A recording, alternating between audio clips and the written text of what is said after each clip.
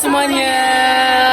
Pada kesempatan kali ini kami akan membuat video mengenai penjelasan tentang proses kehamilan sampai melahirkan. Nah, sebelum memulai kegiatan pembahasannya, izinkan kami untuk memperkenalkan diri.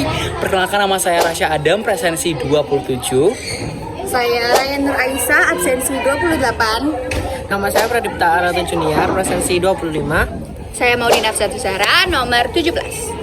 Oke, nah gimana sih pembahasannya? Cekidot. Astagfirullahaladzim, kita ilahian. Proses yang pertama adalah trimester 1. Trimester 1 adalah tahapan kehamilan yang terjadi selama 13 minggu atau sekitar 3 bulan.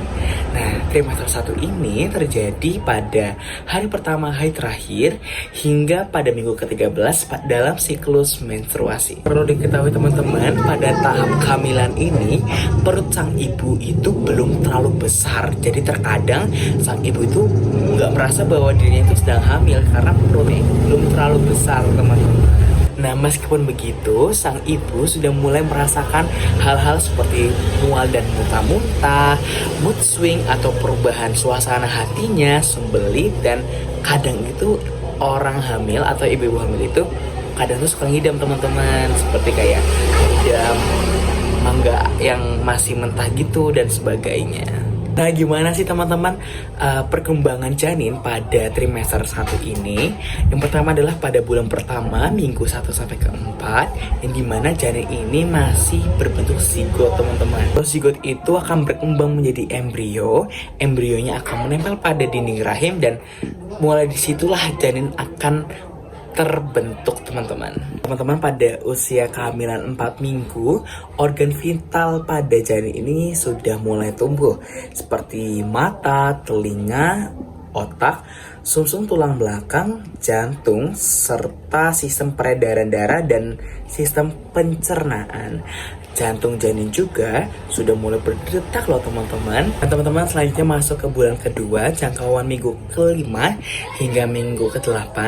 Organ-organ yang terlihat sudah tumbuh kini mulai berfungsi walaupun belum optimal. Organ utama tubuh seperti peredaran darah, saraf, pencernaan, dan saluran kemih terus berkembang dan mulai berfungsi. Beberapa anggota tubuh lainnya seperti hidung, mata, mulut, telinga, lengan, dan kaki mulai terbentuk sempurna. Kemudian kuncup gigi janin sudah mulai muncul. Dan terakhir adalah bulan ketiga, jangkauan pada minggu ke-9 hingga minggu ke-13. Pada fase ini, alat kelamin janin itu sudah mulai terbentuk, teman-teman. Tapi sang ibu itu belum bisa menebak kelaminnya itu laki-laki atau perempuan. Nah, lalu bagian tubuh lainnya seperti kelopak mata, serta kuku, jari tangan, dan kaki sudah mulai terlihat. Nah, apa sih resikonya, teman-teman, yang mungkin terjadi pada kehamilan trimester 1 pertama ini? Yang pertama adalah terjadinya keguguran. Keguguran adalah salah satu permasalahan pada ibu hamil yang sering kerap terjadi dan memang sudah umum terjadi di kalangan masyarakat. Yang kedua adalah yang resikonya yaitu anemia, dan yang ketiga terjadi hiperemesis gravidarum. Yang kedua ada trimester kedua kehamilan, merupakan periode yang terjadi pada minggu ke-13 sampai ke minggu 28 kehamilan. Pada trimester ini, organ vital bayi seperti jantung, paru-paru, ginjal, dan otak sudah lebih berkembang, sehingga ukurannya menjadi lebih besar.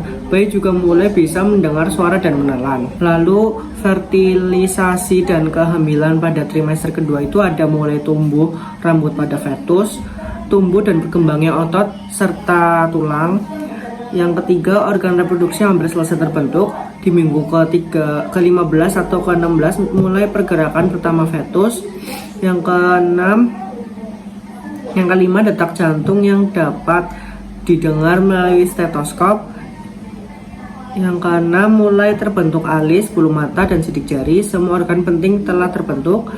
Lalu janin atau fetus mulai mendengar, dapat menghisap jari atau tangan, mata tetap tertutup, mulai memberikan tekanan pada perut dan paru-paru, aktif bergerak.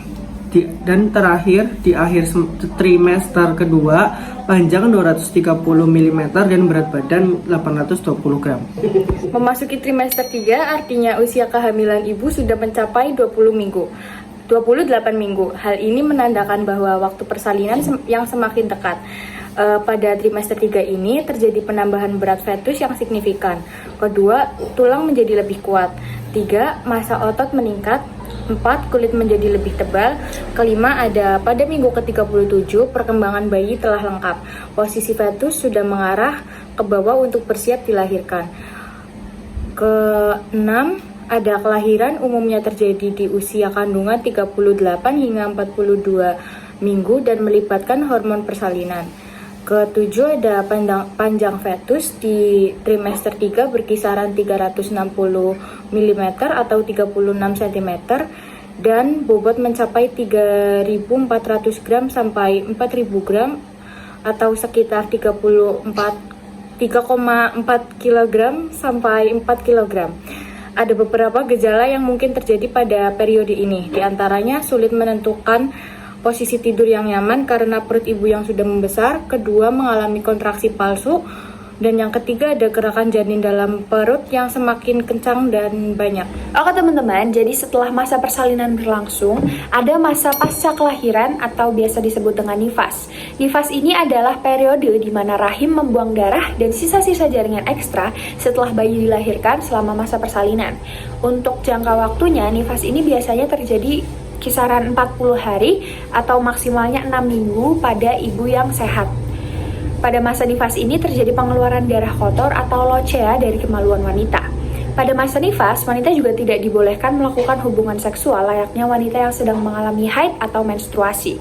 Ada beberapa hal juga yang perlu diperhatikan oleh ibu selama masa nifas, yaitu yang pertama, melakukan kontrol atau kunjungan minimal 4 kali, yaitu pada 6 jam pertama, 6 hari pertama, 2 minggu pertama, dan 6 minggu setelah persalinan. Yang kedua, ada pastikan kondisi psikologis ibu baik. Jadi, sebagai suami atau anak-anak yang sudah terlahir duluan itu harus menjaga bersama-sama agar kondisi mental dan psikologis ibunya ini tetap stabil.